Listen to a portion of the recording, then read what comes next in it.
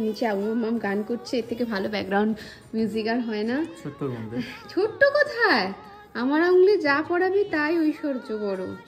দেখো কত বড়, সুন্দর আছে, ভীষণ পছন্দ হচ্ছে। ও শাহরুখ খান, আমি খাও। Thank you. ওপাল। আর এটার কি গুণাবলী?